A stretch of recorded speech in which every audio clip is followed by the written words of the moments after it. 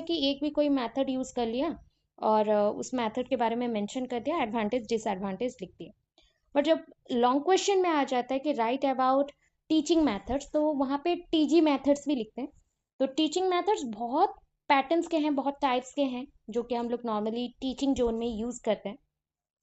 तो उनमें से कुछ कुछ टीचिंग मेथड्स हैं जो हम लोग कॉमनली लिख सकते हैं। That is lecture method, lecture cum demonstration method, source method also, because source मतलब इंफॉर्मेशन कलेक्ट करना।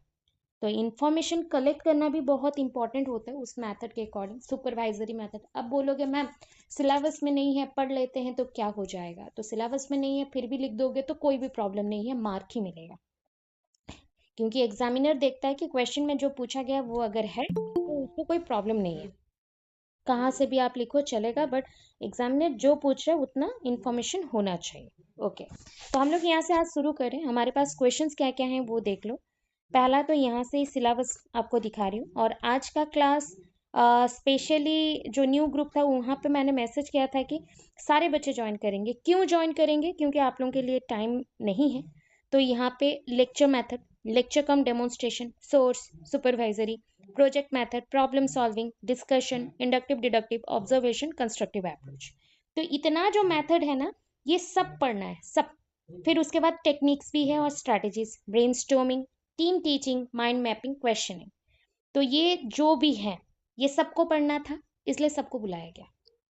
तो आप लोग ज्वाइन करें, पढ़े और क्लियरली, क्योंकि फिर इंडिविजुअली आप लोगों को नहीं पढ़ाऊंगी। कल जैसे मैथ क्लास करना है या फिजिक्स, कल फिजिक्स का क्लास होगा सोचा गया है, तो फिजिकल पेडागोजी में मैं ये नहीं पढ़ाऊंगी। और ठीक है, जो पोर्शंस ऑलरेडी कवर हो चुका है उसको हम लोग नहीं पढ़ेंगे, और जो नहीं हुआ है बस उसको पढ़ेंगे, कवर अप करेंगे। ठीक है, तो वैसा है, टारगेट में चलते हैं। तो फर्स्ट तो आप ये मेंशन कर देना कि कौन सा मेथड कर रहे हो ना, लेक्चर मेथड। तो लेक्चर मेथड है क्या? The most common method in teaching. अगर टीचिंग में सबसे कॉमन मेथड यूज होता है ना, वो होता है आपका lecture method. Genuinely lecture method बड़े क्लास के लिए यूज होता है, हायर क्लासेस के लिए। That is used for the higher classes by the lecturers.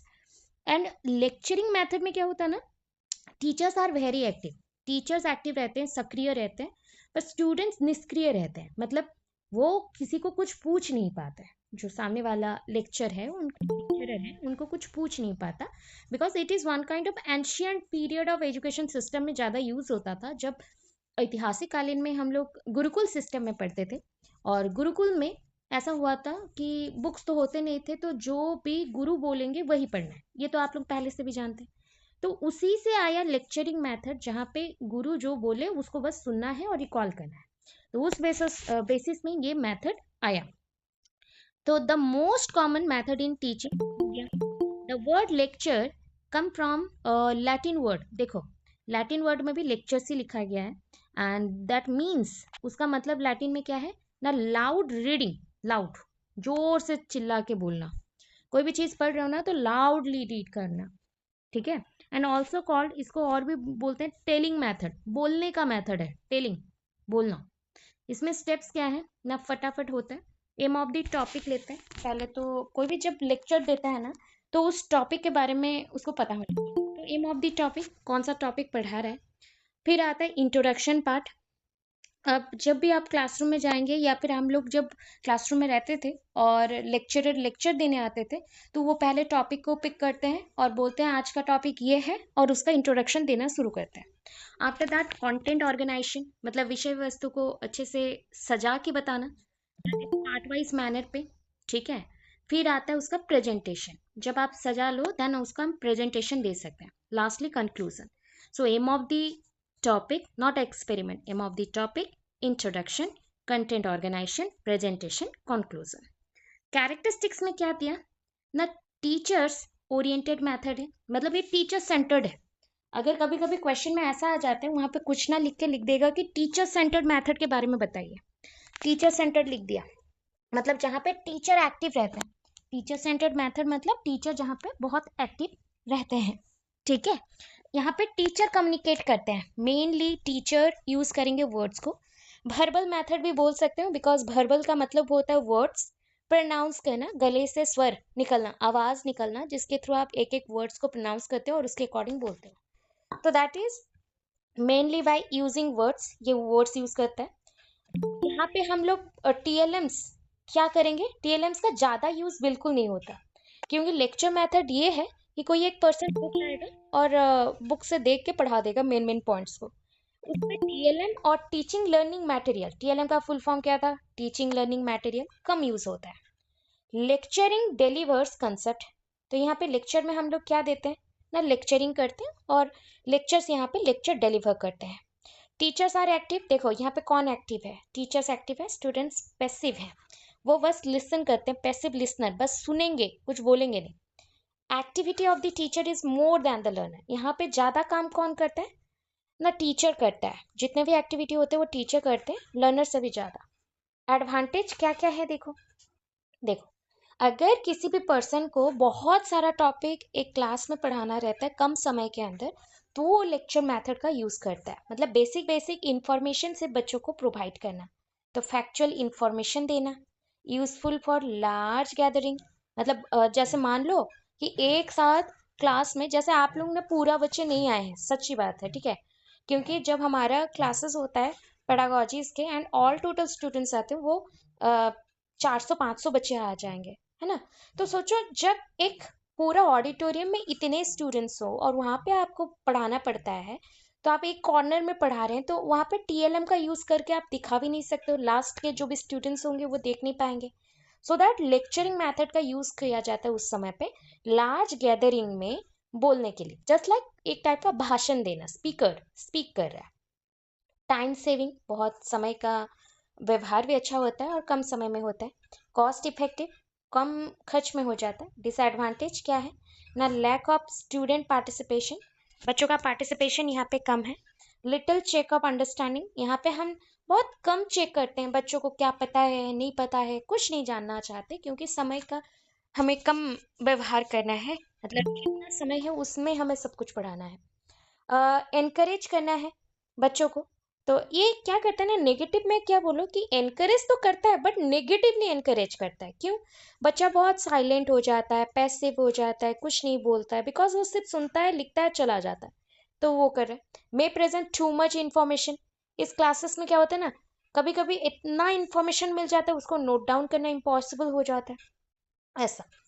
अब दूसरा मेथड स्टार्ट करें, that is a lecture cum demonstration, ठीक है, लेक्चर कम डेमोन्स्ट्रेशन। अब चीज है, जहां पे हम डेमोन्स्ट्रेशन का बात बोलते हैं तो वो होता है presentation, one kind of presentation, जब प्रैक्टिकली हम बिफोर दी स्टूडेंट कुछ चीजों को प्रेजेंट करते हैं, मतलब ये प्रैक्टिकल ओरिएंटेड नॉलेज देगा। और लेक्चर जो होता है, लेक्चरिंग में आपका थ्योरी ओरिएंटेड नॉलेज मिलता है, मतलब लेक्चर कम डेमोन्स्ट्रेशन में दो डिफरेंट मेथड के इंफॉर्मेशन जुड़ जाते हैं, दो डिफरेंट मेथड के जो पैटर्न्स है वो भी जुड़ जाता है। तो यहाँ पे क्या हुआ ना, दिस मेथड इंक्लूड्स, इस मेथड में क्या इंक्लूड होता है ना, this method includes the merits of lecture method and demonstration method. मैंने अभी बोला था, यहाँ पे फर्स्ट मेथड हो गया लेक्चर मेथड, सेकंड मेथड हो गया डेमोन्स्ट्रेशन, ये दोनों यहाँ पे जुड़ जाते हैं, तो उनके जो भी पॉजिटिव पॉइंट्स हैं दोनों डिफरेंट मेथड्स के, ये यहाँ पे जुड़ गए।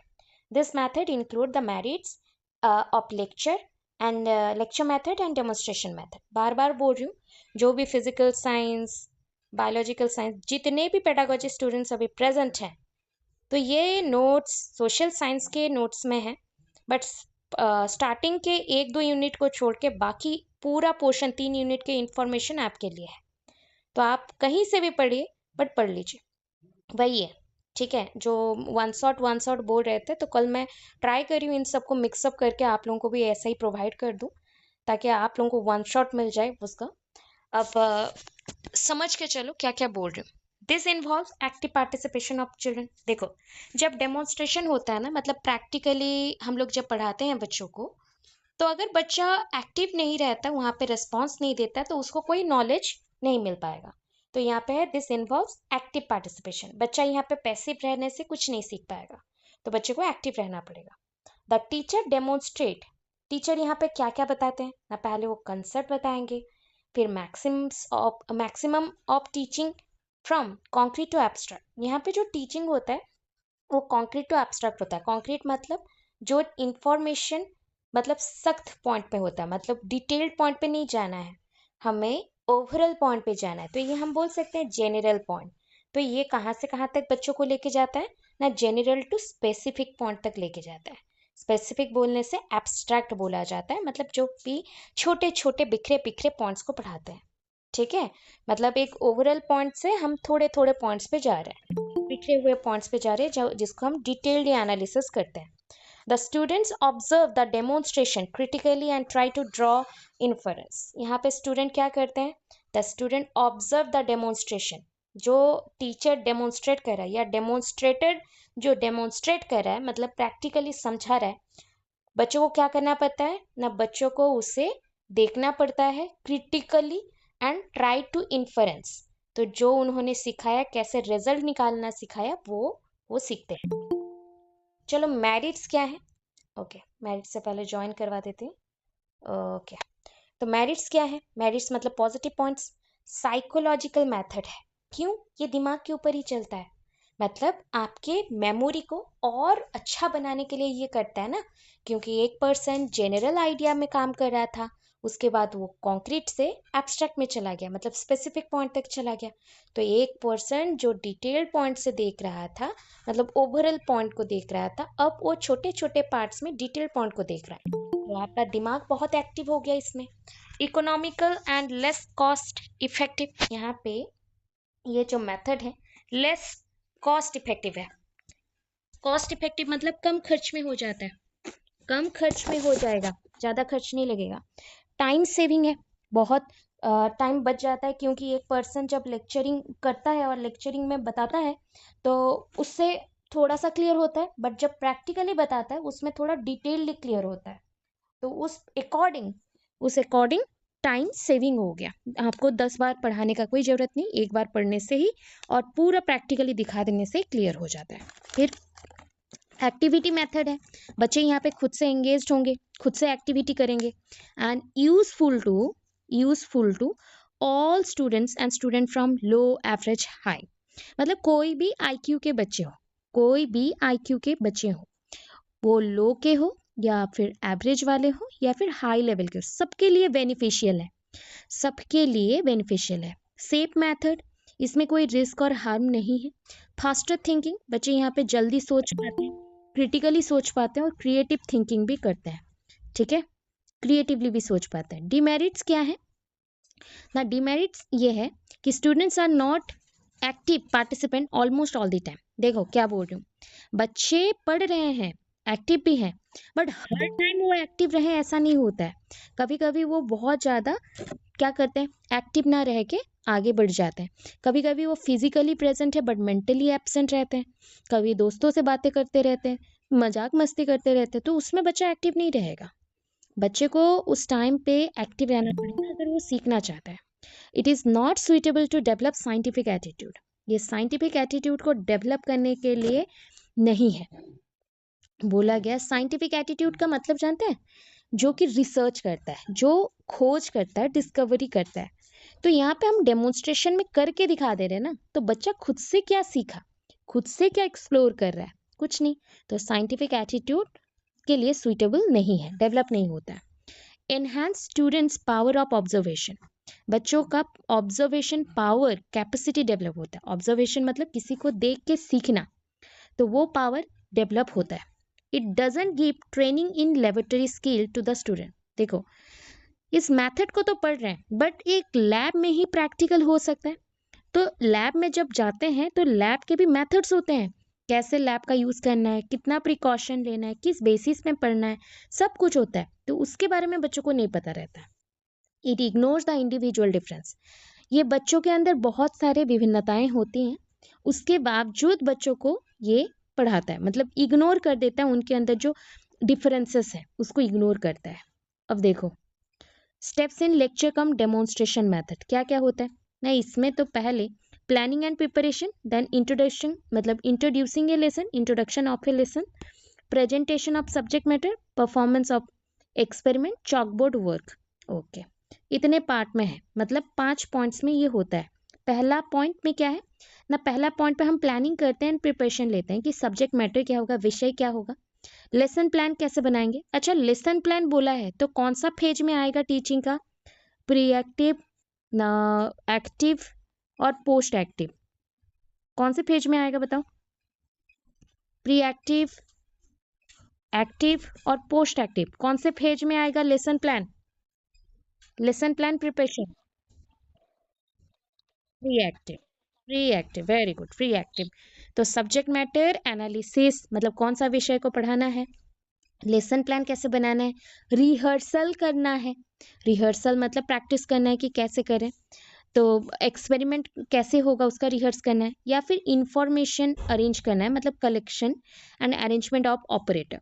तो ये सारा चीज क्या है पता है, जब भी हम लोग ये करते हैं इसको प्री प्लान ही बोल सकते हो या प्री एक्टिव स्टेज का ही पॉइंट बोल सकते हो। तो टीचिंग 3 लेवल में होता है, एक होता है पहले का प्रिपरेशन, फिर होता है एक्चुअल टीचिंग, फिर होता है फीडबैक।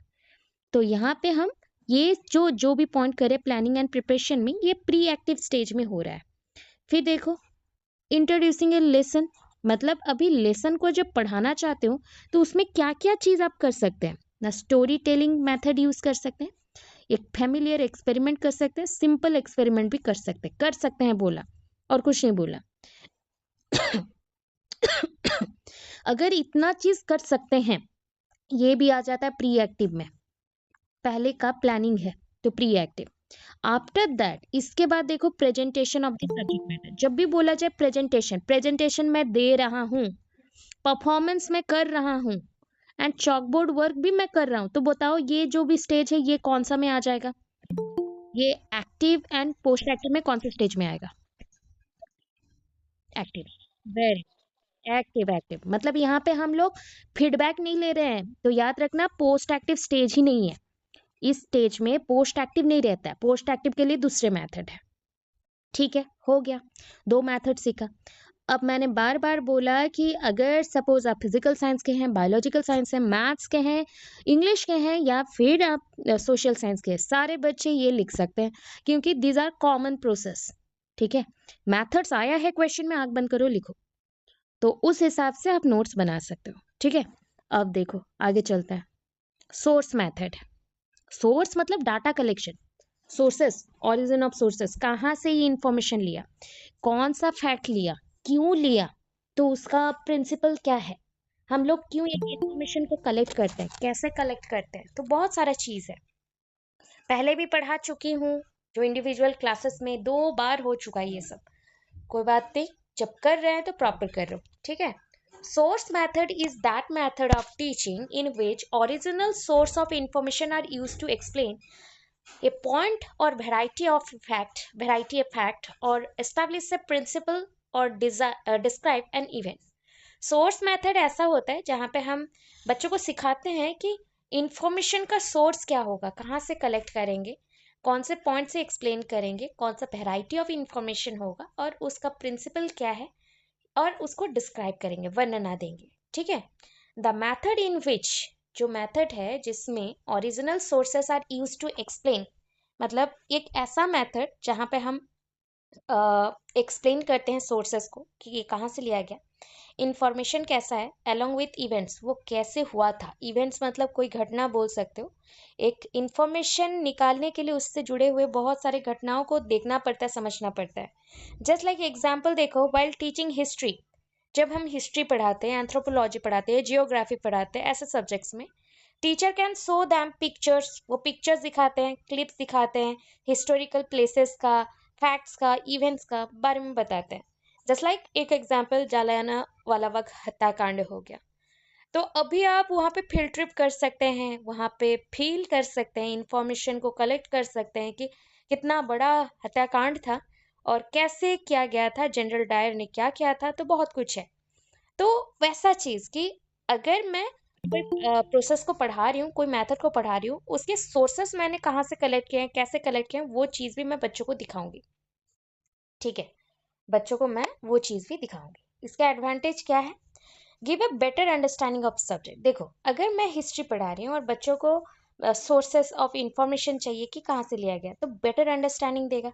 जैसे वर्ल्ड वॉर 1 2 कब हुआ, कैसे हुआ, हम लोग तो देख नहीं पाए, तो जब हम लोग देखने जाएंगे, ओपन करेंगे आईज को एंड देखेंगे मूवीज में या फिर फिल्म्स में, तो हम लोग इजीली अंडरस्टैंड कर पाएंगे, समझ पाएंगे कि अच्छा ऐसा हुआ था, इस घटना पे ऐसा है। तो हम रियलिटी के साथ उसको कनेक्ट कर सकते हैं, जोड़ सकते हैं। तो जो भी लॉज, ऑर्गेनाइजेशनल बिहेवियर, सब कुछ है इसमें much easy in source method. जो भी सोर्स मेथड में लॉ रहता है, ऑर्गेनाइजेशनल बिहेवियर रहता है, जो कि सजा धजा हुआ रहता है, तो वो सब बहुत इजी होता है सोर्स मेथड में। This gives first hand experience. जब भी आप डाटा कलेक्ट कर रहे हो, कल भी बोला था, पहली बार खुद से कलेक्ट कर रहे हो, उसको फर्स्ट हैंड एक्सपीरियंस कहेंगे। बट जब वो डाटा किसी दूसरे के थ्रू आप ले रहे हो, मतलब आप प्रेजेंट नहीं हो, किसी और के थ्रू वो इंफॉर्मेशन आप ले रहे हैं, तो वो हो जाएगा सेकेंडरी डाटा। मतलब जैसे कि आप कोई मूवीज देखने गए, मैं कल भी बताई थी, तो मूवी का इंफॉर्मेशन आपने डायरेक्टली मूवी देखा और इंफॉर्मेशन को नोट डाउन किया, तो वो हो जाएगा फर्स्ट हैंड एक्सपीरियंस। बट आप मूवी देखने जा नहीं पाए और आपने इंफॉर्मेशन कलेक्ट किया अपने दोस्तों से, तो वो हो जाएगा सेकेंडरी एक्सपीरियंस और सेकंड हैंड एक्सपीरियंस, जहाँ पे आपका इंफॉर्मेशन चेंज हो जाता है। तो सोर्स मेथड प्रोवाइड्स, ये जो सोर्स मेथड है क्या प्रोवाइड करता है? नए स्किल ऑफ डाटा कलेक्शन। ये बहुत सारा डाटा कलेक्शन देता है। कैसे कलेक्ट करना है डाटा को, कैसे सोचना है, कैसे ऑब्जर्व करना है, ये सारा पॉइंट देता है। डिसएडवांटेज क्या है? This is very time consuming. कभी भी डाटा कलेक्शन मेथड में घुस जाओगे ना, तो वो बहुत टाइम कंज्यूमिंग है, बहुत समय लेता है। सारे टॉपिक्स के लिए सुइटेबल नहीं है, not suitable for every topic, not applicable in every curriculum, सारे करिकुलम के लिए भी ये एप्लीकेबल नहीं है। Well equipped teacher is needed. यहाँ पे जो भी टीचर होंगे वेल इक्विप्ड होना चाहिए। मतलब हर एक टीचर को, यहाँ पे equipped spelling is wrong, because dictation में सारे बच्चे रॉन्ग करते हैं। तो इक्विप्ड मतलब अगर एक टीचर पढ़ा रहे हो तो उनको पता होना चाहिए कहाँ पे कौन सा टीएलएम, कैसा टीएलएम, ये सब व्यवहार करेंगे। तो वेल इक्विप्ड यहाँ पे होना चाहिए टीचर को, जो भी। दिस मे क्रिएट बोर्डम, कभी कभी बच्चों के अंदर बोरिंगनेस क्रिएट करता है अमॉन्ग स्टूडेंट, बच्चों के अंदर और स्टूडेंट्स के अंदर बहुत बोरिंगनेस आ जाता है। सुपरवाइजरी मेथड क्या है ना? सुपरवाइजरी मेथड होता है, सुपरवाइजर स्टडी मींस ये shift from mass teaching to individual और ग्रुप इंस्ट्रक्शन। सुपरवाइजरी स्टडी जो होता है ये शिफ्ट होता है कहाँ से कहाँ तक ना? मास टीचिंग से लेके इंडिविजुअल और ग्रुप इंस्ट्रक्शन तक। मास टीचिंग से लेके इंडिविजुअल और ग्रुप इंस्ट्रक्शन तक, मतलब इंडिविजुअली। ये सुपरवाइजरी है। सुपरवाइजरी मतलब कैसे होता है? जो देखना आप कुछ कर रहे हैं, वो आपके ऊपर कोई होगा हेड, और वो आपको गाइड कर रहा है। तो एक बच्चे को भी गाइड कर सकते हैं, ग्रुप में भी कर सकते हैं, वही बोला गया। This bring people with intimate contact with the teacher.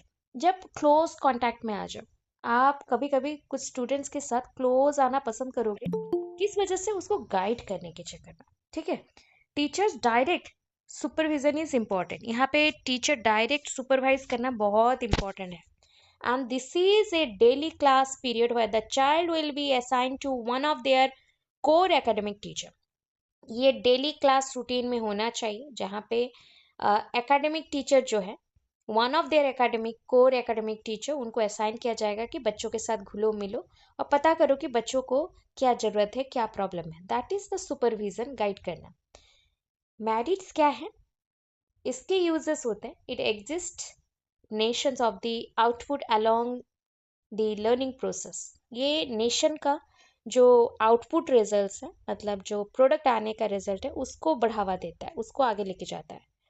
It performs, ये क्या परफॉर्म करता है ना? It performs classification and regression task. देखो, ये बच्चों को ग्रुपिंग करता है, कौन सा बच्चा अच्छा पढ़ रहा है, कौन सा बच्चा बुरा पढ़ रहा है, और उसको वो क्या करवाता है, जो टास्क में उसका कमी है उसको वो सपोर्ट करता है कि इसको और थोड़ा इम्प्रूव करो।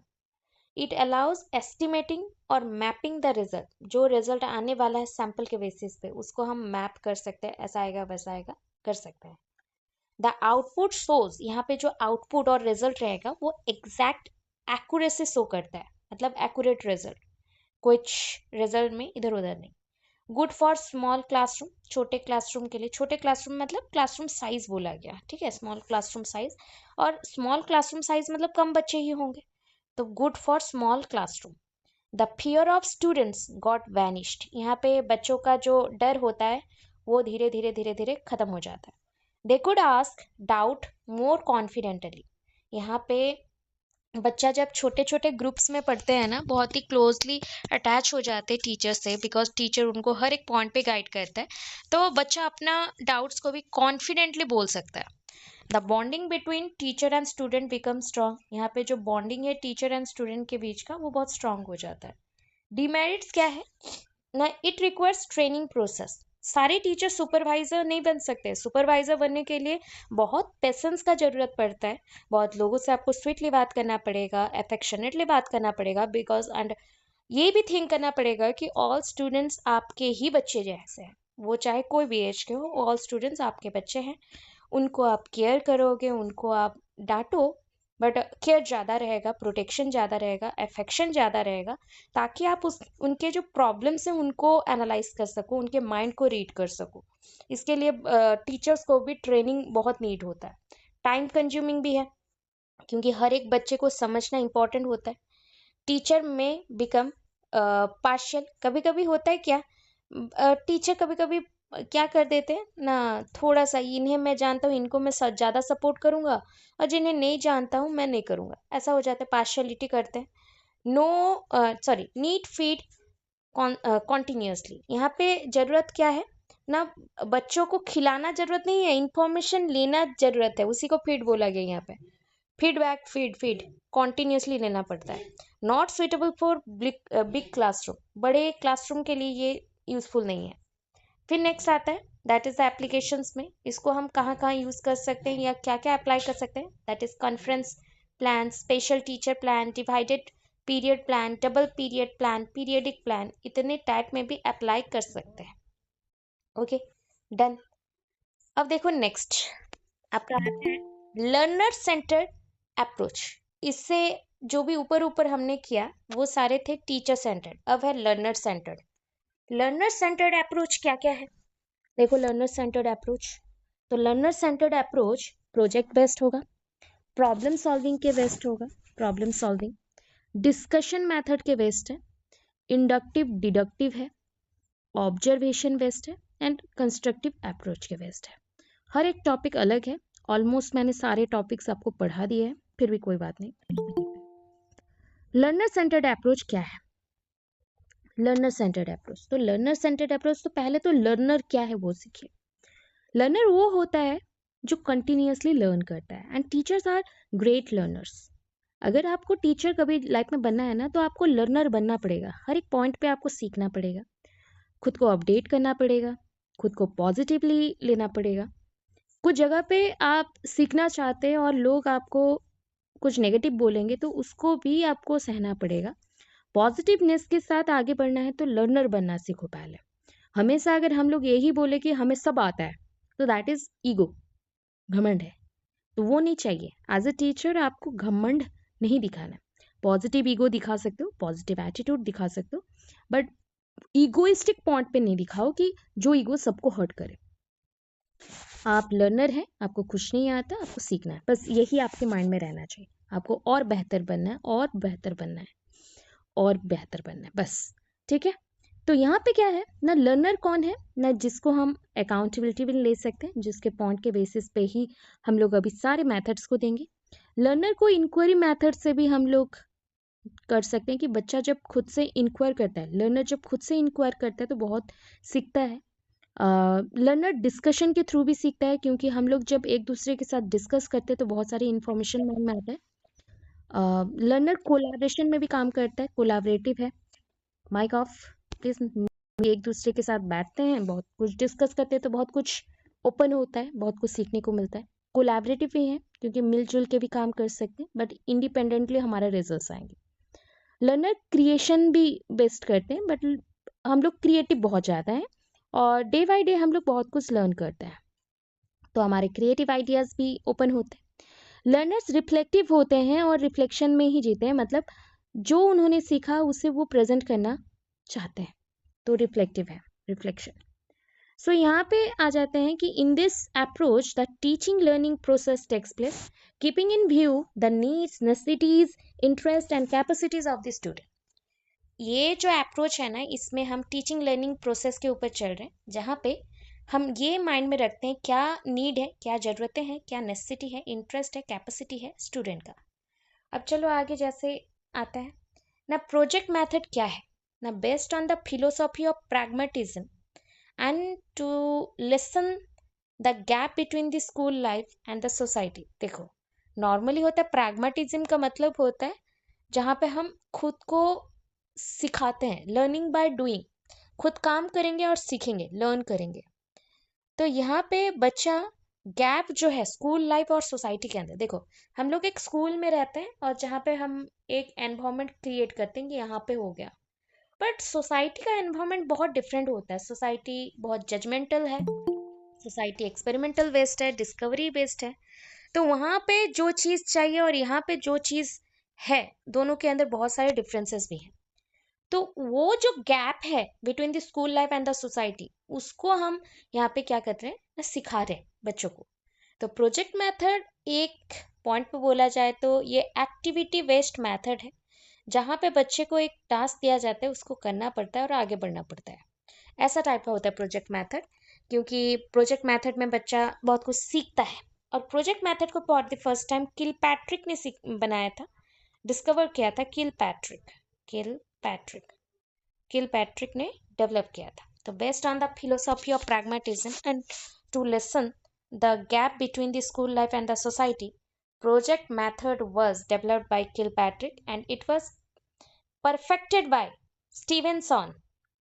ठीक है, स्टीवेंसन, किलपैट्रिक ने बनाया बट उसको मॉडिफाई किया, क्लीन किया, परफेक्टली बनाया स्टीवेंसन ने। And Stevenson with the objective of bringing life into school, जिसके थ्रू हम लाइफ को स्कूल में जोड़ रहे हैं। ब्रिंगिंग लाइफ इनटू स्कूल, बच्चे के लाइफ को स्कूल के साथ जोड़ रहे हैं, बच्चों को एक प्रैक्टिकल नॉलेज प्रोवाइड करें। बट बच्चा जब स्कूल से बाहर जाएगा तो वो सब कुछ वो सीख पाएगा।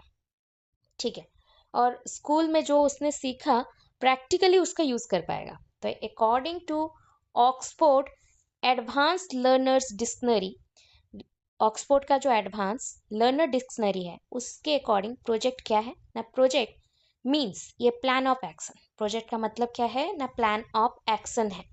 प्रोजेक्ट का मतलब है प्लान ऑफ एक्शन।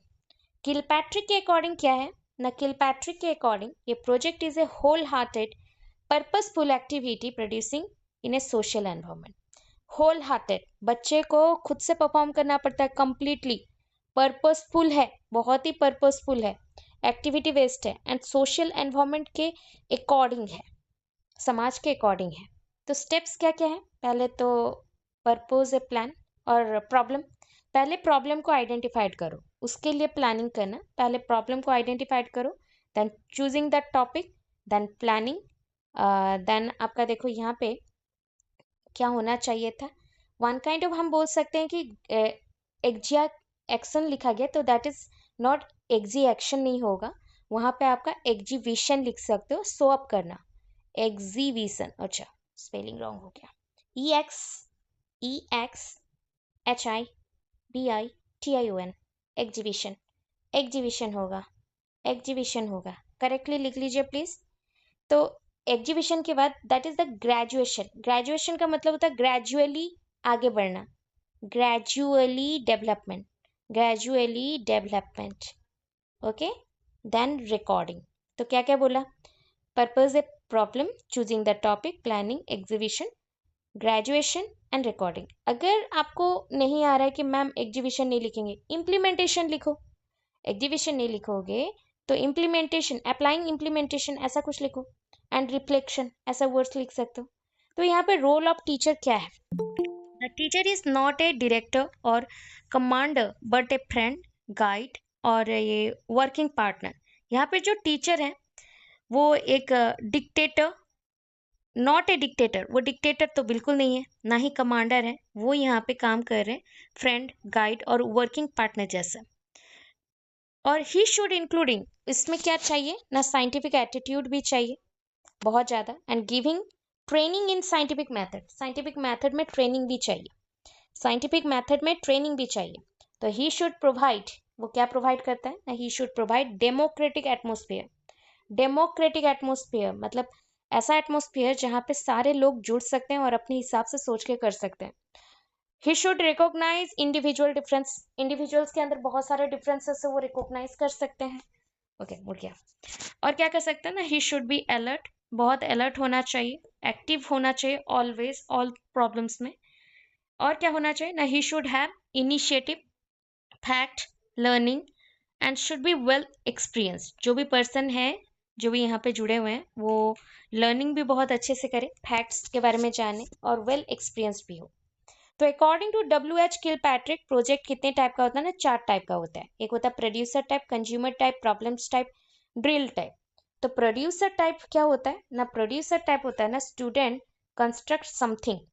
स्टूडेंट यहाँ पे कुछ कंस्ट्रक्ट करते हैं, कुछ निर्माण करते हैं, एग्जाम्पल जैसे model, toy etcetera. Consumer type क्या है ना, students are given a project, student को एक प्रोजेक्ट मिलता है, व्हिच दे एंजॉय, जो कि वो एंजॉय करते हैं, and gain experience, just like enacting drama, कुछ ड्रामा करते हैं, मतलब पहले सीखेंगे फिर करेंगे। प्रॉब्लम्स टाइप क्या है ना, एक पर्टिकुलर प्रॉब्लम को प्रोजेक्ट बना के उसका सोल्यूशन ढूंढना। देन क्या है, ड्रिल टाइप है, ड्रिल मतलब प्रैक्टिस होता है, no new activity is undertaken, इसके अंदर कोई नया एक्टिविटी नहीं होता है, बार बार सेम चीज रिपीट होता है। एडवांटेज डिसएडवांटेज में क्या है ना, एडवांटेज में है बेस्ड ऑन, अगर मैं बोलूं कि यहाँ पे लॉज बेसिस पे है, तो based on laws, law of readiness है, लॉ ऑफ एक्सरसाइज है, लॉ ऑफ इफेक्ट है, ये लॉज लिखा गया है, लॉ लिखा गया है, लॉज बोलो। तो law of readiness, law of exercise, law of effect. इसके बाद critical thinking, correlation, freedom of work, long lasting knowledge. यहाँ पे बच्चे को फ्रीडम ऑफ वर्क है, अपने काम को फ्रीडम के साथ कर सकता है, को रिलेशन एक दूसरे के साथ जुड़े हैं। लॉन्ग लास्टिंग नॉलेज, बहुत ही लंबे समय तक के लिए ज्ञान मिलता है। डिसएडवांटेज क्या है, the teacher should be gifted, यहाँ पे बच्चा गिफ्टेड होता है, नॉलेजेबल होता है, अलर्ट और हार्ड वर्किंग भी होगा। दिस इज टाइम कंज्यूमिंग, बहुत टाइम कंज्यूमिंग है। Text book sometime may not enough, यहाँ पे टेक्स्ट बुक इनफ नहीं होता कभी कभी। This give superficial knowledge sometime, कभी कभी ऊपर ऊपर के नॉलेज, आधा अधूरा नॉलेज या फिर पूरा ही अलग टाइप का नॉलेज ये प्रोवाइड करता है। ओके, नेक्स्ट चलेंगे problem solving method. Problem solving क्या है, so problem solving may be defined as, पहले तो प्रॉब्लम को सॉल्व करना है, तो प्रॉब्लम के लिए प्लानिंग करना पड़ता है, फिर सॉल्व करना पड़ता है। तो पहले हम प्रॉब्लम को फाइंड आउट करेंगे, उसके बेसिस पे प्लानिंग करेंगे, उसके बेसिस पे हम इम्प्लीमेंट करेंगे। ओके, तो problem solving may be defined as planned attack upon a difficulty for the purpose of finding a satisfactory solution. तो TM रिस्क ने बोला है कि सपोज हम लोग कोई एक सिचुएशन में है और उसके लिए हम एक पर्पस के साथ सोल्यूशन ढूंढ रहे, कि उसको अटैक करके ही हम लोग सोल्यूशन को यूज करेंगे तो सोल्यूशन हमारा जल्दी मिलेगा प्रॉब्लम का। Okay, principle of problem solving क्या क्या है ना, यहाँ पे प्रिंसिपल्स होते हैं कि जो भी बच्चे हैं वो कैसे रहेंगे। The people must feel the problem as their own, बच्चों को यहाँ पे फील करना चाहिए कि ये प्रॉब्लम सबका है, अकेला मेरा नहीं, सबका है। The problem must be started definitely, problem को फाइंड आउट करना, वहाँ से स्टार्ट करना इम्पॉर्टेंट है। Solution must be definite and clear, जो भी सोल्यूशन मैक्सिमम बना रहे वो डेफिनाइट ये सोच के बनाए कि वो डेफिनाइट पॉइंट पे यूज हो और क्लियर भी रहे। ओके, कैरेक्टरिस्टिक्स क्या है ना, problem solving is goal directed, problem solving आपका गोल के अकॉर्डिंग काम करता है, गोल मतलब आपके एक पर्टिकुलर लक्ष्य होंगे, उसके हिसाब से ही आप प्रॉब्लम सॉल्विंग का काम करेंगे। It involve series of operation, यहाँ पे बहुत सारे ऑपरेशन होते हैं, छोटे छोटे एक्टिविटीज होते हैं और उसके थ्रू पूरा किया जाता है। इट इन्वॉल्व्स कॉग्निटिव प्रोसेस, इसमें कॉग्निटिव प्रोसेस भी है। It is a linear process, linear बोला गया मतलब एक सीधे रास्ते में चलता है। This needs patience and dedication, इसमें पेशेंस का बहुत जरूरी है, डेडिकेशन का भी बहुत जरूरी है। स्टेजेस ऑफ प्रॉब्लम सॉल्विंग क्या है, पहले तो प्रॉब्लम को आइडेंटिफाई करना, देन प्रॉब्लम को आकार देना, structuring, then looking for possible solution, ढूंढना पॉसिबिलिटीज में क्या क्या सोल्यूशन हो सकता है, देन मेकिंग ए डिसीजन, उसके अकॉर्डिंग डिसीजन लेना कि इस सोल्यूशन को हम अब डालेंगे प्रॉब्लम के अगेंस्ट, इम्प्लीमेंट करना, मॉनिटर करना फीडबैक को, and develop problem solving skill. तो ये 7 पॉइंट्स में हो रहा है। पहला, identification of the problem, problem को आइडेंटिफाई करो, तो डिफाइनिंग और आइडेंटिफाइंग द प्रॉब्लम, क्या प्रॉब्लम है, कैसे हो रहा है, डिफाइन करना। Structuring the problem, so it involves developing a clear picture of the problem, ये क्या डेवलप करता है ना, क्लियर पिक्चर, प्रॉब्लम के लिए क्लियर पिक्चर बनाते हैं कि कैसे कैसे ये अरेंज हुआ है। Looking for possible solution, so you will generate a range of possible ways. तो हमें पॉसिबल सोल्यूशन क्रिएट करना है कि कौन से पॉसिबल वेज में हम इसको कर सकते हैं। यू विल वैल्यूएट इट, कौन सा सोल्यूशन सही होगा, क्या वैल्यू मिल रहा है वो भी देखना है। Making a decision, decision making करना कि कौन सा बेस्ट सोल्यूशन है जिसको पुट करूँ तो हो पाएगा फ्रॉम ऑल अदर ऑल्टरनेटिव, कौन सा बेस्ट है। फिर है इम्प्लीमेंटेशन, तो accept the decision, carry out with the action, carry out it with the action. तो इम्प्लीमेंट का मतलब है अप्लाई करना और उसका एक्शन देखना कि क्या क्या है, उसके अकॉर्डिंग डिसीजन देखना। मॉनिटरिंग एंड फीडबैक, तो reviewing the outcome, seeking feedback, feedback need होता है। कोई भी आप एक्सपेरिमेंट करो, कोई भी आप प्रोसेस बनाओ, तो उसमें फीडबैक इंपॉर्टेंट है। Then developing problem solving skill, बच्चों के अंदर प्रॉब्लम सॉल्विंग स्किल का डेवलपमेंट करना। Next, characteristics of a problem solving, क्या है characteristics of a problem solving? तो extract yourself from the situation. पहले तो हमारे प्रॉब्लम सॉल्विंग कैसे होगा वो हम जान गए, अब है पहले प्रॉब्लम को निकालो कोई एक सिचुएशन से, एक्सट्रैक्ट। आप अगर प्रॉब्लम में फंसे हैं तो खुद को पहले बाहर निकाले, तभी आप सोल्यूशन ढूंढ पाएंगे। Then think out of the box, थोड़ा सा हटके सोचो, क्रिएटिविटी सोचो, अलग सोचो। डेवलप एनालिटिकल स्किल का डेवलपमेंट करना। Learn to identify the problem, learn to identify the problem, कैसे हम प्रॉब्लम को ढूंढ सकते हैं वो देखेंगे। एनालिटिकल स्किल होता है एनालिसिस करने का तरीका, ठीक है। डिस्कशन मेथड आया। अब डिस्कशन मेथड क्या है ना, discussion involves two way communication, दो तरफा होगा बिटवीन पार्टिसिपेंट्स, दोनों पार्टिसिपेंट्स के अंदर दो वे तरफा, मतलब हम लोग ऐसा करेंगे, मैं और आप बातचीत कर रहे हैं तो दोनों ही बातचीत करेंगे। तो टीचर एंड स्टूडेंट बोथ यहाँ पे पार्टिसिपेट कर रहे हैं, तो दोनों एक दूसरे से बात करेंगे और सीखेंगे। This is a more active experience, देखो बच्चा पूरा एक्टिवली इन्वॉल्व है उसमें और टीचर भी तो इन्वॉल्व है, तो दोनों जब इन्वॉल्व है मतलब इजीली ये रिएक्शन होगा, इजीली ये प्रोसेस होगा, ये इम्पॉर्टेंट है। और बच्चों को एक्सपीरियंस मिलेगा, टीचर को भी एक्सपीरियंस मिलेगा, दोनों को एक्सपीरियंस मिलेगा, यहाँ पे दोनों को एक्सपीरियंस मिलेगा, ठीक है। This is A more active learning, याद रखना। फिर आता है एडवांटेज, इसका क्या एडवांटेज है?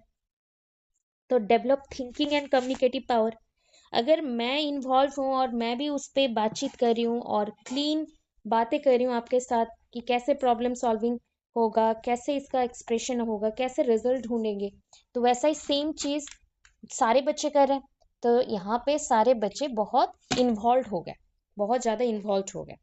एंड कम्युनिकेटिंग पावर डेवलप हो रहा है सारे बच्चों का, ऑल बच्चों का कम्युनिकेटिंग पावर भी डेवलप हो रहा है क्योंकि सारे बच्चे बातचीत कर रहे हैं। तो leadership capabilities, expression, problem solving ability, quality and creativity, सब कुछ डेवलप होता है इधर, ठीक है।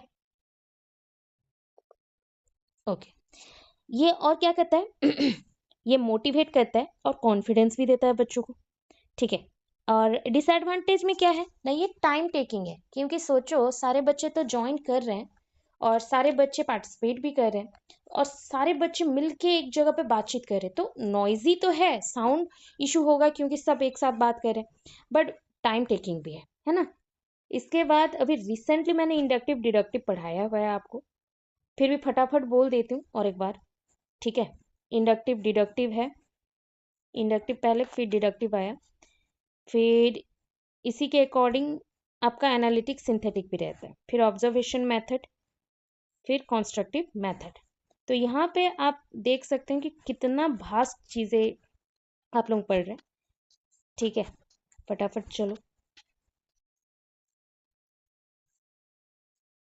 ओके।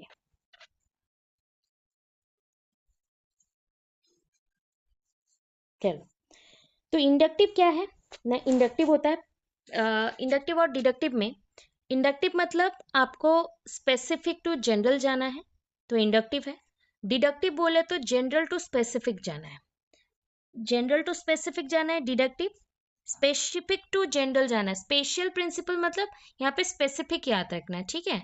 ये जनरल है, स्पेसिफिक टू जनरल जाना है इंडक्टिव, जनरल टू स्पेसिफिक जाना है डिडक्टिव। तो पेस्टालॉजी एक पर्सन है, पेस्टालॉजी, और पेस्टोलॉजी भी बोल सकते हैं। बहुत जगह पे पेस्टा लिखा गया, बहुत जगह पेस्टो लिखा गया, तो आप जो भी लिख सकते हैं, यहाँ पे कोई मार्क नहीं कटेगा क्योंकि वो दोनों ही अवेलेबल है। तो आप पेस्टालॉजी लिखिए, बेस्ट है। पेस्टालॉजी एडवोकेटेड दिस प्रिंसिपल, पेस्टालॉजी ये प्रिंसिपल को बनाए थे इंडक्टिव एंड डिडक्टिव का, जहाँ पे हम क्या करते हैं, फ्रॉम कॉन्क्रीट टू एब्स्ट्रैक्ट और फ्रॉम जनरल टू स्पेसिफिक। कौन सा? इंडक्टिव के लिए, इंडक्टिव और डिडक्टिव दोनों के लिए। तो कॉन्क्रीट टू एब्स्ट्रैक्ट हो या जनरल टू स्पेसिफिक हो, ये गया। ऑपोजिट करोगे, एब्स्ट्रैक्ट टू कॉन्क्रीट और स्पेसिफिक टू जनरल। ठीक है, this is a psychological method. अब आते हैं इंडक्टिव मेथड में। तो इंडक्टिव मेथड और inductive reasoning aims at developing a theory. ये किस पे फोकस करता है ना, थ्योरी कैसे डेवलप किया जाए। In other words, inductive method moves from specific to generalisation. Inductive method कैसे फोकस करता है ना, specific to generalisation, general point को जाता है। पहले आएगा स्पेसिफिक ऑब्जर्वेशन, फिर आएगा पैटर्न रिकॉग्निशन, फिर आएगा जनरल कंक्लूजन। तो स्पेसिफिक टू जनरल पॉइंट पे हम लोग जाते हैं। इट गिव्स न्यू नॉलेज, ये आपको नया नॉलेज देता है। It is a method of discovery, हम नए नए चीज़ों को डिस्कवर कर पाते हैं। It is a slow process, ये बहुत स्लो प्रोसेस है। It is time consuming, it is full of activity, बहुत ही टाइम कंज्यूमिंग, बहुत सारा एक्टिविटी करना पड़ता है। एंड अपवर्ड प्रोसेस है, मतलब थॉट लेवल का अपवर्ड प्रोसेस है, जहाँ पे हम आगे आगे बढ़ते हैं और नए नए प्रिंसिपल्स डेवलप करते हैं। ठीक है, प्रिंसिपल्स ऑफ इंडक्टिव अप्रोच क्या क्या है ना, हम लोग स्पेसिफिक टू जनरल मतलब पर्टिकुलर टू जनरल आएंगे, एग्जाम्पल टू जनरलाइजेशन में जाएंगे, नोन टू अननोन में जाएंगे, कॉन्क्रीट टू एब्स्ट्रैक्ट थिंग्स में जाएंगे। ठीक है, डीमेरिट्स एंड मेरिट्स। मेरिट्स पहले, the student acquire with their own work. बच्चा यहाँ पे कैसे सीखता है ना, इसको एक्वायर करता है अपने काम से, जैसा बच्चा काम करते जाएगा उसके अकॉर्डिंग सीखते जाएगा। This method develops mental activities of the student, बच्चों का मेंटल मानसिक विकास होता है इस मेथड के through. Observation, reasoning, critical thinking बच्चा करता है। Creating challenges in this classroom, classroom में चैलेंजेस और ज़्यादा उसको मोटिवेट करते हैं। ठीक है, डीमेरिट में क्या है ना, this method is not possible to primary classes, छोटे क्लासेस में ये पॉसिबल नहीं है। दिस मैथड इज लेबोरियस, बहुत ही मेहनती वाला मैथड है, टाइम कंज्यूमिंग, बहुत समय लगता है to the student. This method is not suitable to limited permanent conclusion, ये ऐसा नहीं है कि ये मेथड में आपको लिमिटेड पॉइंट तक एक कंक्लूजन मिल जाएगा तो हो गया, ऐसा नहीं है, और भी इसके डिटेल्स हैं। The scope of this method is limited, इसका जो स्कोप होता है ना वो बहुत ही लिमिटेड है। यहाँ पे जो स्टेप्स हम इन्वॉल्व कर रहे हैं ना, स्टेप्स इन इंडक्टिव मेथड क्या है, सेंसिंग द प्रॉब्लम, पहले प्रॉब्लम को पहचानो अपने सेंस ऑर्गन के through. Analysing the situation, situation को जानो। डाटा कलेक्ट करो, ऑर्गेनाइजिंग द डाटा, फिर डाटा को सजाओ, फ्रेमिंग करो पॉसिबल सोल्यूशन, एलिमिनेशन करो, फिर वेरीफाई करो। ठीक है, तो इसको आप सीखना पड़ेगा, आप लोग प्रैक्टिस करेंगे तभी सीख पाएंगे ये सब डायग्राम। देन डिडक्टिव मेथड क्या है ना, it is opposite to inductive method, ये इंडक्टिव मेथड का ऑपोजिट है। Deductive method is from general to particular, ये जनरल से पर्टिकुलर तक जाता है, मतलब general to specific. It doesn't give any new knowledge, ये कोई भी न्यू नॉलेज आपको नहीं देता। It is method of verification, इसमें हम वेरीफाई करते हैं। It is a method of instruction, हम इसके थ्रू इंस्ट्रक्शंस प्रोवाइड करते हैं। और चाइल्ड गेट्स रेडीमेड इंफॉर्मेशन, इसमें बच्चा रेडीमेड इंफॉर्मेशन पाता है and makes use of it, और उसको व्यवहार करता है। It is a quick process, ये बहुत ही क्विक प्रोसेस होता है। It encourages dependence on other sources, ये बताता है कि आपको अदर सोर्सेस के ऊपर डिपेंड होना है। There is less scope of activity in it, इसमें स्कोप कम मिलते हैं, एक्टिविटी का स्कोप कम मिलता है। इट इज ए डाउनवर्ड, अगर आपका इंडक्टिव मेथड अपवर्ड था तो ये डाउनवर्ड प्रोसेस है, आपका थॉट्स जो भी प्रिंसिपल्स सब कुछ है वो डाउनवर्ड जाएगा। इसमें क्या क्या है ना, इसका प्रिंसिपल्स क्या क्या है, unknown to known, general to particular, abstract to concrete, generalisation to, आपका जनरलाइजेशन बोला गया टू एग्जाम्पल्स, तो ऐसा पॉइंट है। मैरिट्स में क्या है ना, टीचर्स वर्क इज सिंप्लीफाइड, यहाँ पे टीचर का काम बहुत सिंपल है, और प्रिंसिपल्स वेरीफाई देम सब कुछ यहाँ पे होता है। This method is very economical, मतलब कम खर्च में हो जाता है। ये टाइम सेव करता है और एनर्जी भी सेव करता है स्टूडेंट एंड टीचर का। Very suitable for small children, छोटे बच्चों के लिए भी है क्योंकि वो डिस्कवर कर सकते हैं। जेनरली ये मैथ साइंस में ही ज़्यादा यूज़ होता है। डिमेरिट्स में क्या है?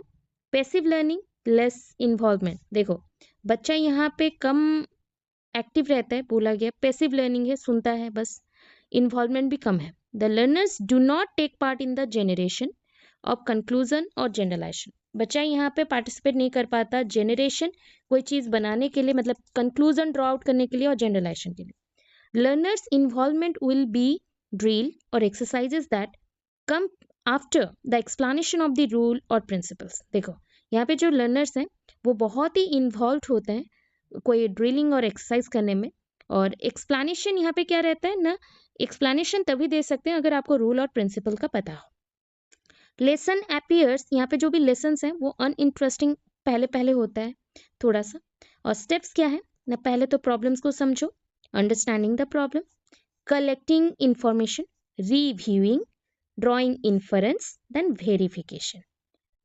तो UCRDF, UCRDF ऐसा करके याद करना। चलो अब है ऑब्जर्वेशन मेथड। आप बोलोगे मैम आप इतना फास्ट फास्ट क्यों पढ़ा रहे हो? तो रीज़न ये है कि 13 से जा रहे वाईवीयू के स्टूडेंट्स एग्ज़ाम देने, तो हमारे पास टाइम नहीं है। ANU स्टूडेंट्स ऑलमोस्ट 23 से एग्ज़ाम है, तो कुछ लोग 20 से जा रहे, 21 से जा रहे, ऐसा है। तो ऐसा नहीं है ना कि लास्ट डे तक भी क्लास करेंगे। तो टारगेट यही है कि 15 तक क्लासेस ऑफ करने, 15-16 ANU के लिए। और चाहती हूँ कि वाईव्यू के जो सोशल साइंस में डाउट थे उसको क्लियर करूँ, क्योंकि जो वाईव्यू के स्टूडेंट्स हैं वो पहले ही इंग्लिश पढ़ चुके हैं, तो इंग्लिश सोशल साइंस उनका आज हो जाना चाहिए था। बट इतने टॉपिक्स है 3rd यूनिट में ही कि हम लोग अभी तक 4th 5th का सोचे भी नहीं है। ठीक है, तो फिर भी अभी 1 मिनट में मैं आपको दिखाती हूँ कि सिलेबस में और क्या है। तो जैसे देखो ऑब्जर्वेशन मेथड हो गया, कंस्ट्रक्टिविस्ट अप्रोच है, ये लेव वाइगोट्स्की का कंसेप्ट था, थोड़ा सा पूरा नहीं लिखना है, इसमें फील्ड ट्रिप, प्रोजेक्ट, डिस्कशन है। तो होता है कि डिस्कशन तो हम लोग ऊपर पढ़ चुके, प्रोजेक्ट भी पढ़ चुके, यहाँ पे आप उस मेथड के बारे में बस मेंशन करेंगे। फिर आएगा स्ट्रैटेजीज, जहाँ पे brainstorming, team teaching, mind mapping, questioning रहेगा। ये टॉपिक्स के बाद और क्या है, फील्ड ट्रिप है। फिर आएगा आपका माइक्रो टीचिंग। ठीक है, इसमें से मैंने बस आपको लेसन प्लान सिखाया है, बाकी नहीं सिखाया, मतलब आधा बच्चे जानते हैं आधा बच्चा नहीं जानते। ओके, ये है माइक्रो टीचिंग, लेसन प्लान्स वगैरह। लास्ट यूनिट में क्या है दिखा देती हूँ ताकि जितने बच्चे हैं वो ज्वाइन कर सके। और अगर सपोज अभी और क्योंकि हाफ एन आवर और पढ़ाऊंगी मैं आपको, ठीक है, उसके बाद भी ये कंप्लीट नहीं होगा मुझे पता है, तो कल के क्लास में आपका यही रहेगा और सारे बच्चे ज्वाइन करेंगे क्योंकि 7:15 ऑलरेडी हो चुका है और भी मैं हाफ एन आवर आपको पढ़ाऊंगी उसमें। तो जितना कंप्लीट होता है बाकी के पोर्शंस कल कंप्लीट होंगे। ठीक है, तो जस्ट लाइक इतना जो पार्ट है म्यूजियम वगैरह, need and significance, current controversial issue in teaching social science. Social science यहाँ पे नाम का है बस, क्योंकि ये जो आंसर्स रहते हैं ना, कहीं पे भी आपने अभी तक पढ़ा सोशल साइंस मेंशन था क्या? नहीं मेंशन था ना, मतलब हर जगह पे यूज हो सकता है, बट वो सब्जेक्ट वाइज ये है सोशल साइंस। तो यहाँ पे सारे बच्चे इसको यूज कर सकते हैं, सारे बच्चों का ये थ्योरी पोर्शंस में आ सकता है। तो उस बेसिस पे कल ये कंप्लीट करूंगी सोचा है। ठीक है, आज हो नहीं पाएगा इतना क्योंकि हम लोग 38 पेज में हैं और लास्ट पेज है 70, तो ऑलमोस्ट और भी 30 पेज हम 15 मिनट में तो कवर नहीं कर सकते। तो कल के क्लास में ये कवर अप होगा, प्लस कवर अप के बाद अगर टाइम बचता है तो और 1-2 टॉपिक मैं दूसरे का भी पढ़ा दूंगी। तो वहाँ पे क्या होगा कि बायोलॉजी का पोर्शंस भी कवर हो चुका है, अगर कोई नोटिस नहीं किया है तो मैं आपको सिलेबस दिखा दूंगी। पहले तो ANU बच्चों का, ANU एंड वाईव्यू का, तो वहाँ पे सिलेबस दिखा दूंगी कि बायोलॉजी पूरा कवर हो चुका है। बस स्टार्टिंग का बायोलॉजी का क्या करोगे, स्टार्टिंग यूनिट आप अपने बुक से पढ़ लीजिए। तो साइंस पढ़ा दिया था, व्हाट इज साइंस, साइंस का वीडियो नहीं अपलोड किया, आज कर दूंगी फिर से। मतलब इतना नेट भी तो होना चाहिए ना, मैं डायरेक्ट बात बोल रही हूँ, इतना नेट भी होना चाहिए क्योंकि आज के डे पे मैंने आई थिंक 6 GB का कुछ अपलोड कर दिया है कल रात से, तो आज फिर अपलोड होगा, तो वो आजकल के अंदर सब अपलोड हो जाएगा, पढ़ना। तो साइंसिया पढ़ा दिया था, साइंस पढ़ा दिया था, ऑब्जेक्टिव्स पढ़ा दिए हैं, blooms taxonomy, revised blooms taxonomy, फिर आपको अभी जो जो पढ़ाया मैथड्स वगैरह वो हो चुका है, ठीक है। फिर एम्स ऑब्जेक्टिव्स पढ़ चुके हो, वैल्यूज पढ़ चुके हो, तो ऑलमोस्ट फर्स्ट यूनिट से इतना हम लोग कर सकते हैं, हो गया। उसके और में तो क्वेश्चंस मिलेंगे ही, अगर कोई क्वेश्चन नहीं आता उसके और में आपको ये सब मिल जाएगा, तो टेंशन ना लेके इतना करना पहले, ठीक है। सो चलो थोड़ा सा देख लेते हैं और 15 मिनट ट्राई चल रहा है कि आप लोगों को सारा पढ़ाया जाए। तो ऑलमोस्ट मुझे जितना है कि बायोलॉजी वालों का होगा, मैथ्स वालों का भी ऑलमोस्ट हो गया, एक दो टॉपिक छूटा है। इस अकॉर्डिंग ये कल तक कंप्लीट होने के बाद और भी 2-3 टॉपिक बस छूटे होंगे। फिजिक्स का भी वही 1-2 टॉपिक है, तो उसको एक दिन लूंगी और कंप्लीट करूंगी, बस यही टारगेट में 2-3 दिन का ये काम है। 2-3 दिन में आपका पोर्शंस मैं ओवर करूंगी, उसके बाद देखा जाएगा कि मैम सीडीपी का छूटा है, ये छूटा है, वो करेंगे, ठीक है। पहले इसको करो। तो हम लोग थे ऑब्जर्वेशन मेथड में, ठीक है। क्या है ऑब्जर्वेशन मेथड, देखो फर्स्ट कुछ बच्चे ज्वाइन करने वाले थे, ओके छोड़ो। तो ऑब्जर्वेशन मेथड क्या होता है ना, observation involves looking and listening very carefully other people. देखो मुझे किसी पर्सन से कुछ सीखना है, तो मैं क्या करूं, वो मुझे सिखा नहीं रहा है और मुझे सीखना है, क्या करूं मैं, उसको प्रॉपरली मैं देखूंगी, सुनूंगी और उससे मैं सीख लूंगी, ठीक है। तो that is called observation. Observation का मतलब होता है अवलोकन, किसी चीज को देख के, सुन के सीखना, महसूस करके सीखना। This is word observation in social science. Social science word ना लिख के अब अपना अपना सब्जेक्ट का वर्ड लिख देना, complete. Data are collected from 2 sources, you know that, बताया था 2 सोर्सेस होते हैं, एक primary and secondary. Primary first hand experience देता है, सेकेंडरी सेकेंड हैंड एक्सपीरियंस देता है। तो मेथड ऑफ डाटा कलेक्शन कैसे कर सकते हैं ना, observation method, questionnaire method, interview और इंटरव्यू शेड्यूल्स के थ्रू। मेरिट्स क्या है, the behaviour of human being is exactly observe. आप किसी भी पर्सन के बिहेवियर को एग्जैक्टली क्या कर सकते हैं, ऑब्जर्व कर सकते हैं। एग्जैक्टली आप किसी भी पर्सन के बिहेवियर को ऑब्जर्व कर सकते हैं। The people who can not speak, जो लोग बोल नहीं पाते, तो उनको ये बहुत बेनिफिशियल है क्योंकि वो देख के सीखते हैं। Few groups are available, they don't wish to disclose their own affairs. बहुत सारे ऐसे ग्रुप्स रहते हैं जो अपने अफेयर्स और अपने पॉइंट ऑफ व्यूज के बारे में या कुछ नेगेटिविटीज के बारे में कुछ नहीं बताना चाहते, तो हम लोग उनको देख के ही ऑब्जर्व करके सीखते हैं और समझते हैं। Observation is needed for knowing the religious social function. समाज में जो भी फंक्शंस चल रहे हैं ना, धर्म से जुड़े हुए, उनको भी हम देख के ही सीखते हैं। डिमेरिट्स क्या है ना, लैंग्वेज बैरियर तो होता ही है। So just like I know 4 types of language, so that language is not barrier for me. But almost when we move to another area where we need another language like German, Germany language चाहिए, और हम जा रहे हैं कहीं पे Japanese language चाहिए, तो वी डोंट नो ना, हमें पता नहीं है, तो हम कुछ भी समझ नहीं पाएंगे। तो वहाँ के कल्चर्स को हम देख के ही समझ सकते हैं, बट सुन के नहीं समझ सकते। तो that is the language is the barrier for some areas when you don't know the language or don't understand the language. Cultural barrier भी है, कभी कभी कल्चर्स आपको रोकता है, धर्म विरोधी कल्चर्स, रिचुअल्स, कभी कभी इसमें रिस्क बहुत रहते हैं ऑब्जर्वेशन में। जब ना फोटोग्राफर्स जो होते हैं ना, फिल्म मेकर्स, फोटोग्राफर्स, प्रोड्यूसर्स, कभी कभी ऑब्जर्व करते हैं कि कैसा एक फोटो तो क्लिक करना है जो बहुत अच्छा हो। तो जस्ट लाइक एनिमल बिहेवियर में जो मैन वर्सेस वाइल्ड देता था ना, जियोग्राफिक चैनल में देखना, नेशनल जियोग्राफिक चैनल में, वहाँ पे एक एक फोटोग्राफर ऐसे होते कि पूरे पूरे दिन बैठे रहेंगे कैमरा लेके, एक एक पोज निकालने के लिए एक एक एनिमल का। तो सो दैट थिंक करो कि वहाँ पे उनका लाइफ का रिस्क कितना है ना। तो रिस्क तो हर एक चीज में होता है। रिसर्चर आर नीडेड, यहाँ पे जो लोग भी ऑब्जर्वेशन कर रहे हैं वो maximum time they are not researchers, so they get nothing from their observation. But when the researchers are involved in the process, they know what to collect, how to collect, when to collect. उनको पता है कब collect करना है, कैसे collect करना है, क्या कलेक्ट करना है, पता है। नॉर्मल पर्सन्स को नहीं पता। Observation mainly depends on the duration. Observation depend करता है समय के हिसाब से, कितना समय दिया गया, टाइम गैप कितना है, टाइम कितना है। फिर आता है कंस्ट्रक्टिविस्टिक अप्रोच। पता है कंस्ट्रक्टिविस्टिक का मतलब होता है निर्माणकारी। तो ये बहुत ही पुराना मेथड है कंस्ट्रक्टिविस्टिक, ठीक है। बट ये पुराना होते हुए भी इसको अभी मॉडिफाई किया गया है। यहाँ पे पहले तो लोग फोकस करते थे कि वो जो भी देख रहे हैं उसको सीख जाए, लर्न कर ले, ऐसा।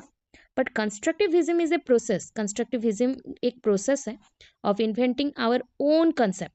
कंस्ट्रक्टिविज्म एक प्रोसेस है जिसके थ्रू हम अपना ओन कंसेप्ट, आइडियाज को इन्वेंट करते हैं and live with what we clearly know. And हम उसी के साथ रहना पसंद करते हैं जो चीज़ हमें पता हो, ठीक है। It is a active learning. यहाँ पे लोगों को एक्टिव रहना पड़ता है। In which learners are builders and readers of knowledge. जहाँ पे लर्नर्स क्या होते हैं, बिल्डर्स होते हैं, क्योंकि वो निर्माण करते हैं, बिल्ड। और रीडर ऑफ नॉलेज, वो ज्ञान को भी लेते हैं, रीड करते हैं और सीखते हैं। Characteristics of constructivism, the learners are actively involve. यहाँ पे लर्नर्स एक्टिवली इन्वॉल्व होते हैं। The environment is democratic. यहाँ पे एनवायरमेंट कैसा होगा, डेमोक्रेटिक, साधारण तंत्र और गणतांत्रिक होगा, ठीक है।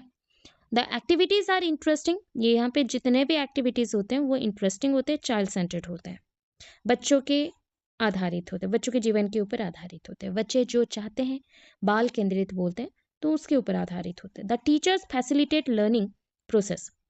यहाँ पे टीचर अपॉर्चुनिटीज देता है और भी सीखने के लिए, ठीक है। जो भी जॉन ड्यूई और जीन पियाजे, ये दो पर्सन हैं, एजुकेशनिस्ट हैं, जो कि कंस्ट्रक्टिविज्म प्रोसेस को उन्होंने सपोर्ट किया था। एंड इसके अंदर जो एक्टिविटीज़ होते हैं वो है experimentation, field trips, project and discussion. तो मेरिट्स क्या है ना, ईच पीपल बिल्ड हिज और हर ओन नॉलेज। जितने भी बच्चे हैं वो अपना ओन नॉलेज बिल्डअप करते हैं। Focuses on student centred learning. बच्चा यहाँ पे स्टूडेंट सेंटर्ड लर्निंग के ऊपर फोकस करता है, मतलब हम स्टूडेंट सेंटर्ड लर्निंग के ऊपर फोकस करेंगे ताकि बच्चे ही सीख पाए। Students actively engaged in their learning process. बच्चे यहाँ पे एक्टिवली एंगेज्ड हैं उनके लर्निंग प्रोसेस में। कोलैबोरेटिव एंड कोऑपरेटिव लर्निंग कर रहे हैं। इट कैन मोटिवेट होगा, sorry, it can motivate young learners to learn in an engaging manner. थोड़ा थोड़ा करेक्ट करना, जो बच्चे लिखे हैं वो थोड़ा गलत लिख चुके हैं। इट कैन मोटिवेट होगा, ये मोटिवेट, वॉइस क्या हो रहा है, it can motivate young learners to learn in an engaging manner. ये यंग लर्नर्स को और ज़्यादा मोटिवेट करता है कि वो एंगेज रहे। कोई काम में जब तक आप जुड़ेंगे नहीं, घुसेंगे नहीं, तब तक आप सीख नहीं पाएंगे। तो वो process. Student are more linely to, यहाँ पे लाइनली नहीं होगा, लाइकली होगा। More likely to retain and transfer the new knowledge to real life.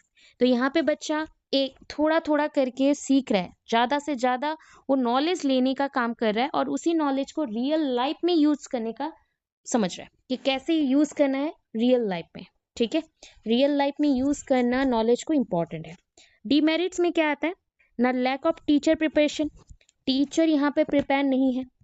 जब टीचर प्रिपेयर होते हैं कि कभी कभी टीचर यहाँ पे प्रिपेयर नहीं होते कंस्ट्रक्टिविस्ट क्लासरूम में, क्योंकि हर एक बच्चा यहाँ पे एक्टिव होगा, वो खुद का काम करेगा, फंक्शनिंग करेगा, बहुत कुछ होता है। Difficult to adjust for student with special needs. जो बच्चे स्पेशल नीड्स वाले हैं उन्हें जनरल सेटिंग में एडजस्ट करवाना डिफिकल्ट हो जाता है। Not all students are going to have the same previous knowledge. हर एक स्टूडेंट्स के पास, मतलब हर एक स्टूडेंट्स प्रीवियस नॉलेज कैरी नहीं करता, पूर्व ज्ञान हर एक बच्चे के पास नहीं होता। इसके लिए वेल ट्रेन्ड टीचर जरूरी है, ठीक है। अब आते हैं नेक्स्ट में, ब्रेन स्टॉर्मिंग क्या है, टीम टीचिंग क्या है, माइंड मैपिंग एंड क्वेश्चन। चलो, ब्रेन स्टॉर्मिंग क्या है ना, ब्रेन स्टॉर्मिंग मतलब आपके दिमाग में आइडिया का तूफान आना, हो गया। तो हमने बोला दिमाग में तूफान आया, किस चीज का ना, आइडियाज का, okay. Brain storming is a form of discussion. ये एक तरह का डिस्कशन ही है, व्हिच एनेबल्स, जो कि आपको हेल्प करता है किस चीज में ना, क्रिएटिव थिंकिंग को आगे बढ़ाने के लिए, क्रिएटिव थिंकिंग को और भी आगे बढ़ाने के लिए। इन दिस मेथड और टेक्निक, इस टेक्निक में बच्चों को हम क्या करते हैं ना, एलिसिट करने देते हैं, मतलब और आइडिया को बढ़ाने देते हैं ताकि वो इफेक्टिव लर्निंग कर सके और अच्छे से लर्निंग कर सके।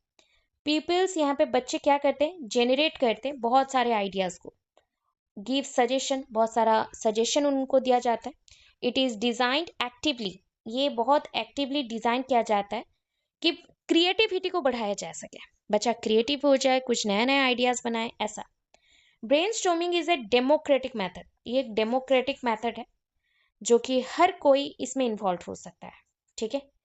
This method is based on the principal that the pupil can be provided with more and more knowledge through interaction. ये इस मेथड पे मतलब डिपेंड करता है या फिर डेवलप्ड हुआ है जहाँ पे बच्चा ज़्यादा से ज़्यादा इंटरेक्शन करेगा तो नॉलेज मिलेगा उसको। फिर टीम टीचिंग क्या है ना, टीम टीचिंग एक मेथड है जहाँ पे टीम वर्क पे डिपेंड करता है। दो या दो से ज्यादा टीचर, टू और मोर टीचर्स हु टुगेदर, जो एक साथ मिलके प्रेजेंटेशन बनाएंगे और ग्रुप ऑफ स्टूडेंट्स को प्रेजेंट करेंगे। It involves the student in the physical and mental stimulation, ये इन्वॉल्व करता है स्टूडेंट्स को कि ये फिजिकली और मेंटल स्टिमुलेशंस में जुड़ जाए। टू और मोर टीचर्स एट वर्क, एक जगह पे दो या उससे ज्यादा टीचर्स मिलके काम करें। It makes effective use of human resources, दो या तीन टीचर एक साथ मिलकर जब काम कर रहे हैं तो वो ट्राई कर रहे हैं जितना भी ह्यूमन रिसोर्सेस है, मनुष्य से जुड़े हुए संपदा है, उसको कैसे व्यवहार करे क्लासरूम में और पढ़ाई बच्चों को। It promote teacher student interaction, बच्चा और टीचर दोनों ही यहाँ पे वार्तालाप करते हैं और बातचीत करते हैं, समझते हैं। This can be dynamic in nature, बहुत ही परिवर्तनशील है, वेराइटीज में आ सकता है। माइंड मैपिंग क्या है, नहीं, mind mapping is a diagram, हम लोग माइंड मैप बनाते हैं ना, पूरा कंसेप्ट को समझ के एक ही पेज में छोटा छोटा करके लिखते हैं ड्राइंग्स के थ्रू, एरो मार्क के थ्रू, उसको बोलते हैं माइंड मैपिंग। माइंड मैपिंग में हम लोग क्या करते हैं ना, use to visually organise information, mind mapping में हम डायग्राम बनाते हैं, विजुअली हम इंफॉर्मेशन को शेयर करते हैं into a hierarchy showing relationship and among pieces of whole. मतलब देखो, कोई कंसेप्ट को आप समझ रहे हो पार्ट वाइज मैनर पे, उसके अंदर रहने वाले सारे पार्ट्स को आप एक से दूसरे को कनेक्ट करोगे एरो मार्क के थ्रू, और उसमें छोटे से बड़े चीजों को आप प्रेजेंट कर रहे हो, तो दैट इज द पॉइंट कि हम माइंड मैप कर रहे हैं। एडवांटेज क्या है ना, इंफॉर्मेशन और डाटा को ऑर्गेनाइज कर सकते हैं, इजी टू रीड, पढ़ने के लिए इजी है, रिमेंबर करने के लिए इजी है, क्रिएटिविटी एनहांसर है, ज़्यादा से ज़्यादा हम क्रिएटिव कर सकते हैं, इजी टू फॉलो अप और रिवाइज, हम इजी करते हैं फॉलो करने के लिए कोई चीज़ को, इजी टू फॉलो अप और रिवाइज करने के लिए इजी होता है जब माइंड मैप में प्रेजेंटेशन होता है। डिसएडवांटेज क्या है, time is needed, creativity needed, not suitable for every subject, हर एक सब्जेक्ट में यूज नहीं कर सकते। और एक माइंड मैप बनाना एक बार बन गया तो बहुत इजी होता है पढ़ने के लिए, पर एक एक माइंड मैप को बनाना बहुत डिफिकल्ट होता है, ठीक है। फिर देखो एग्जाम्पल्स ऑफ माइंड मैप, तो एक माइंड मैप बनाया गया है, जैसे पहला तो लर्नर सेंटर्ड अप्रोच, देखो क्लासिफिकेशन ऑफ टीचिंग मेथड्स के ऊपर एक माइंड मैप बनाया गया है। ऊपर लिखा गया लर्नर सेंटर्ड अप्रोच, नीचे लिखा गया स्ट्रेटेजीज टेक्निक, इस साइड में लिखा गया टीचर सेंटर्ड अप्रोच, इस साइड में लिखा गया एक्टिविटी। तो लर्नर सेंटर्ड अप्रोच में हमने क्या क्या मेंशन किया, project method, problem solving, discussion method. Teacher centred में ना supervised method, source method, lecture cum demonstration method, lecture method. Techniques में brainstorming, mind mapping, team teaching. Activity में field trip, role play, dramatization. ये जो एक chart जैसा बन गया ना पूरा, इसको बोलते हैं आपका माइंड मैप, ठीक है। अब देखो नेक्स्ट, अब है हमारे पास activities based, dramatization, role play, field trip, ये सब क्या है, एग्जीबिशन, क्लब्स, ठीक है। ड्रामाटाइजेशन, ड्रामाटाइजेशन क्या होता है ना, drama is primarily a living experience, आपको एक जीवंत एक्सपीरियंस देगा, डायरेक्ट एक्सपीरियंस देगा, जीवंत एक्सपीरियंस देगा।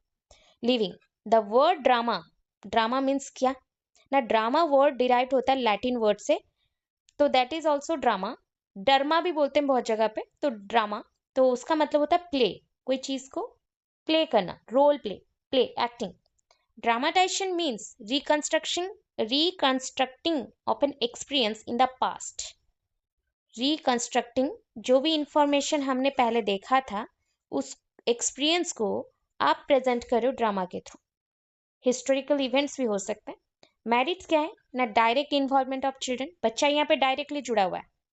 Importance of communication skill important है। इट इज फन, फन भी है, इकोनॉमिक भी है, पावर ऑफ ऑब्जर्वेशन भी है, डेवलप करता है, क्रिएटिविटी भी है, प्रेजेंटेशन स्किल भी डेवलप हो गया।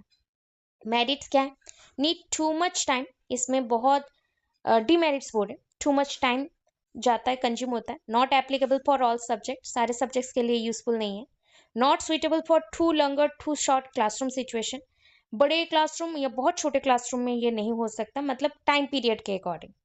फील्ड ट्रिप क्या है ना, field trip is an educational procedure, एक एजुकेशनल प्रोसीजर है by which the learners obtain first hand of information. आप स्टडी ट्रिप, फील्ड ट्रिप जाते हैं, वहाँ पे चीज़ों को, जगह को, लोगों को ऑब्जर्व करते हैं, वहाँ का प्रोसेस, फेनोमेना सब ऑब्जर्व करते हैं और उसको लिख के लेके आता है।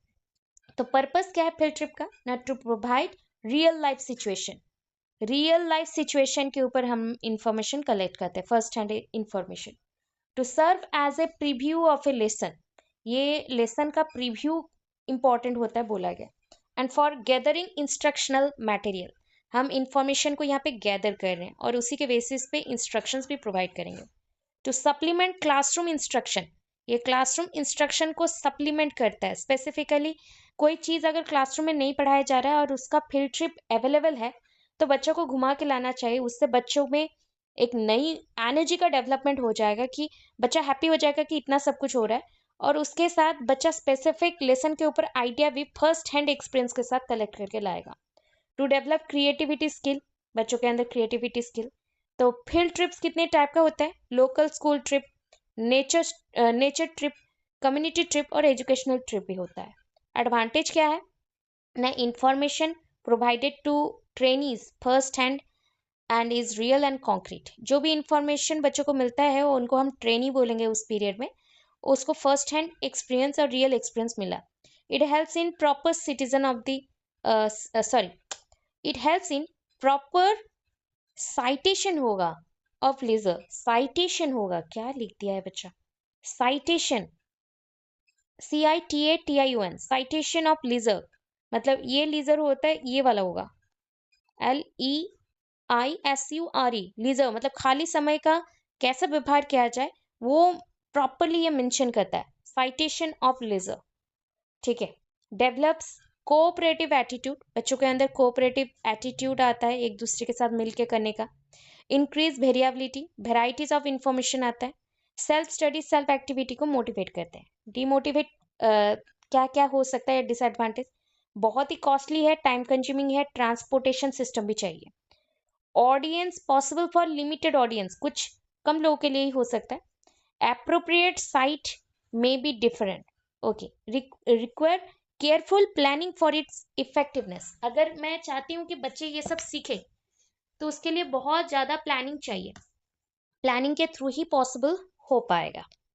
ठीक है। सो आज यूनिट 3 करवाया आप लोगों को। ठीक है। यूनिट 4 मतलब हम लोग 46 पेज में है, 46 से लेके और 70 मतलब अराउंड 26 पेजेस हैं जो कल हम कवर अप कर लेंगे। ठीक है। यूनिट 3 ही सबसे बड़ा था, तो सबके पेपर में यूनिट 3 4 में ही बड़ा है, और इसके बाद कल हम लोग micro skill, micro teaching, unit plan, year plan, lesson plan की इम्पोर्टेंस और रिसोर्सेस, कम्युनिटी रिसोर्सेस, वो सब कंप्लीट करेंगे। ठीक है। फिर कल का क्लास भी 6 बजे ही रहेगा आपका। सो